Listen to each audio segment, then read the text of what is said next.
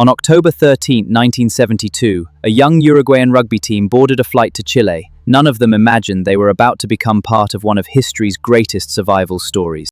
They hugged their families one last time, believing they would return in just a few days. It seemed like an ordinary journey. Flight 571 carried 45 people. Among them were rugby players, friends, family members, and crew. The aircraft lifted into the sky, leaving Montevideo behind. Everything seemed perfectly normal. The mood on board was joyful. Friends laughed, played games, and looked forward to their match in Chile. But ahead stood the Andes Mountains, one of the world's most dangerous mountain ranges. The weather suddenly changed. Thick clouds swallowed the aircraft, and violent turbulence shook everyone on board. The pilots struggled to navigate through the storm using limited instruments and difficult radio communication. Turbulence and poor visibility made every adjustment critical. They fought to maintain control. Then came the fatal mistake. The crew believed they had already cleared the mountains. But within seconds, a towering mountain appeared directly in front of them. The plane slammed into the mountain. Its tail ripped away instantly. Moments later, one wing separated from the aircraft, scattering debris across the mountains. The aircraft completely disintegrated as it rushed through the icy mountain pass. The remaining fuselage became a giant sled, sliding across the glacier before finally coming to rest. Then, silence. Deep within the Andes, the survivors realized no one knew where they were. Those who survived slowly climbed out of the shattered aircraft. Surrounded by endless snow and towering mountains, they quickly realized they were completely alone. Despite their own injuries, the survivors immediately began helping the wounded.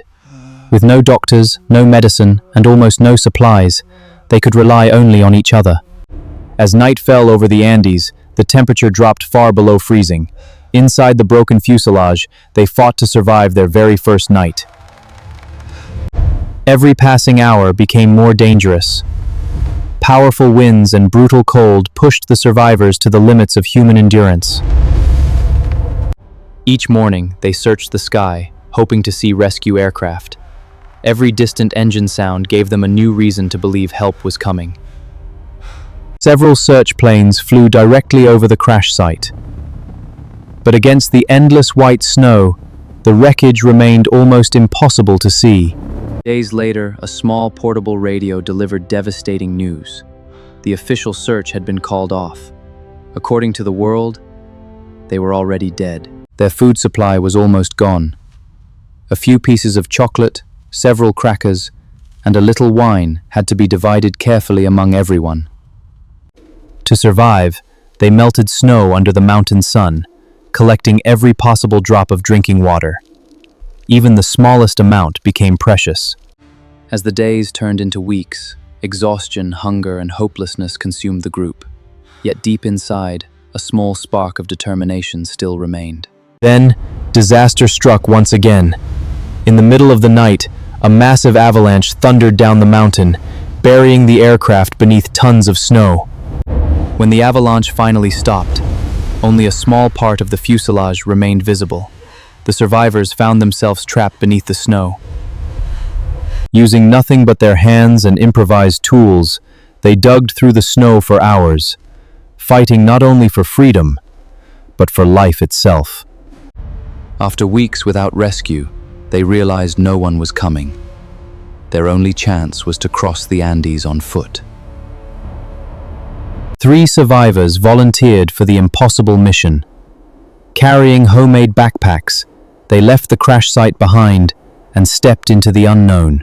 Each step became a battle against freezing winds, deep snow, and extreme exhaustion. The mountains seemed endless. Reaching the top of a ridge, they expected to see civilization. Instead, they saw nothing but countless snow-covered peaks stretching to the horizon. Many would have turned back, but they refused to surrender. Every painful step brought them closer to hope. Days later, the landscape slowly began to change. Snow gave way to rocky valleys, and for the first time, they saw signs of life. Then, After 72 days of isolation, they saw another human being. It was the first sign that rescue was finally possible. Unable to cross the river, they tied a desperate message to a rock and threw it across the rushing water. Everything depended on that single note. The message reached the authorities. Within hours, rescue teams and helicopters were preparing for one of the most extraordinary missions in history. When the helicopters finally appeared above the mountains, the survivors could hardly believe their eyes. Rescue had finally arrived. One by one, the survivors boarded the helicopters, leaving behind the frozen prison that had tested every limit of human endurance. Back home, emotional reunions brought tears of joy. Families embraced loved ones they had already believed were gone forever. Months later, the crash site remained silent beneath the snow, a lonely reminder of one of history's greatest survival stories. A memorial cross now stands high in the Andes, honoring those who never returned and those who fought with incredible courage to survive. Today, the mountains appear peaceful, but hidden beneath their beauty lies a story that the world will never forget.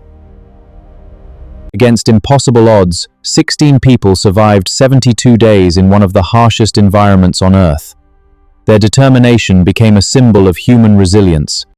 The Andes remain silent, but the story of Flight 571 continues to inspire the world, reminding us that hope can survive even in the darkest moments.